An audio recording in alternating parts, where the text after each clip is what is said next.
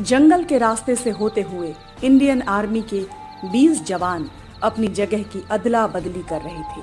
प्रताप और अर्जुन के हाथों में मिलिट्री शिफ्टिंग की पूरी जिम्मेदारी थी। धीरे धीरे अब सूरज ढलने लगा था। नौजवानों की 4 गाड़ियां लंबे रास्ते से होते हुए जा रही थी, लेकिन तभी अचानक गोलाबारी शुरू हो गई। गोला, बम, बारूद फटने लगे। उन पर कुछ घुसपैठियों ने पीछे से वार किया। उन चारों गाड़ियों के नौजवान अपने अपने हथियार लेकर चौकन्ना हो गए थे। सभी सिपाही इधर उधर बिखर चुके थे और गोलीबारी शुरू हो गई थी। पीठ पीछे वार करते हुए घुसपैठिए तादाद में बहुत ज्यादा थे। इंडियन आर्मी के कुछ जवान शहीद हो चुके थे तो कुछ बहुत बुरी तरह घायल भी थे। एक घुसपैठिए ने अर्जुन को अपनी गिरफ्त में ले लिया और उसे एक पेड़ से बांधकर तड़पा तड़पा कर मारा। उसके पैरों में गोलियां लगी हुई थी। प्रताप से उसकी हालत देखी नहीं जा रही थी क्योंकि अर्जुन उसका इकलौता बेटा था। पापा, मुझे बचा लो पापा, मुझे बहुत दर्द हो रहा है। पापा आप कहाँ हो? इन दरिंदों को छोड़ना मत पापा। आज मेरी जान बचे ना बचे, लेकिन इनमें से एक भी घुसपैठिया बचना नहीं चाहिए। इन्हें भून कर रख देना पापा। प्रताप अपने कलेजे के टुकड़े को मरता हुआ देख रहा था। वो चाह कर भी अपने आंसू नहीं रोक पा रहा था।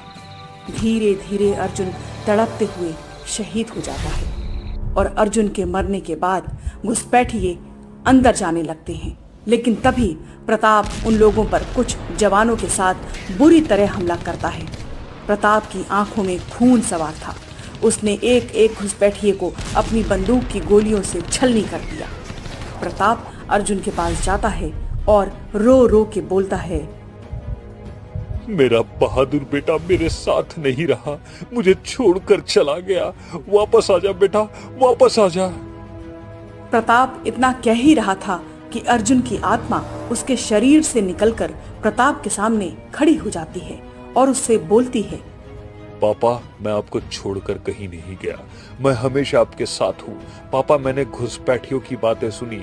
आपने जितने घुसपैठियों को मौत के घाट उतारा है वह तो सिर्फ कुछ ही लोग थे, लेकिन इनका पूरा गैंग हमारी भारत माता को तबाह करने की प्लानिंग कर रहा है। आपको अभी हार नहीं माननी है। आपको इन नापाक लोगों का एक एक करके हिसाब लेना है। अपनी भारत माता के लिए जीना है। पापा आप ये कर सकते हैं और आप रोए नहीं बल्कि बेटे पर गर्व करिएगा, क्योंकि मैं देश के लिए शहीद हुआ हूँ। मेरी ओर से मेरी माँ को चिट्ठी लिखना और उनका ख्याल रखना। चलता हूँ पापा। बेटा मैं तेरे बलिदान को जाया नहीं जाने दूंगा। वह क्या भारत माता को तबाह करेंगे, मैं उनकी लाशें बिछा दूंगा। प्रताप इतना बोलकर अपनी सेना की टुकड़ी को लेकर और घुसपैठियों के अड्डे पर पहुंच जाता है और उन पर गोलीबारी करते हुए एक एक का खात्मा कर देता है। प्रताप ने घुसपैठियों का मुंह तोड़ जवाब दिया। प्रताप और उसका बेटा अर्जुन दोनों ही इंडियन आर्मी के नौजवान थे। दोनों बाप बेटे देशभक्ति की बहुत बड़ी मिसाल बन चुके थे। उन्होंने बहुत सारी बॉर्डर पर लड़ाइयां जीती थी। एक दिन गांव से अर्जुन की माँ की चिट्ठी आती है, जिसे पढ़कर प्रताप की आंखें नम हो जाती हैं। अर्जुन प्रताप की आंखों में आंसू देख लेता है और उनसे बोलता है, अरे पापा आपकी आंखों में आंसू, मेरे कैप्टन की आंखों में आंसू, और यह आपके हाथों में क्या है? ओह माँ की चिट्ठी आई है। बेटा इस चिट्ठी में तेरी माँ ने तेरा हाल पूछा है।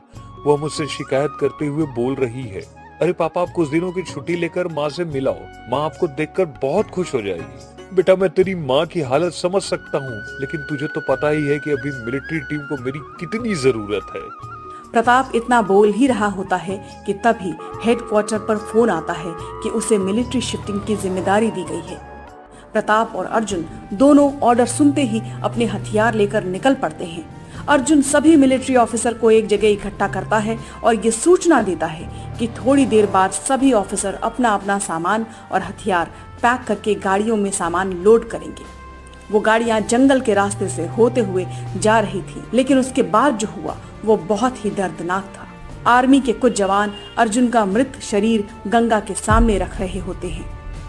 वो इस हादसे को बर्दाश्त नहीं कर पाती और फूट फूट कर रोते हुए कहती है, मेरे लाल, तू मुझे छोड़कर कहाँ चला गया था?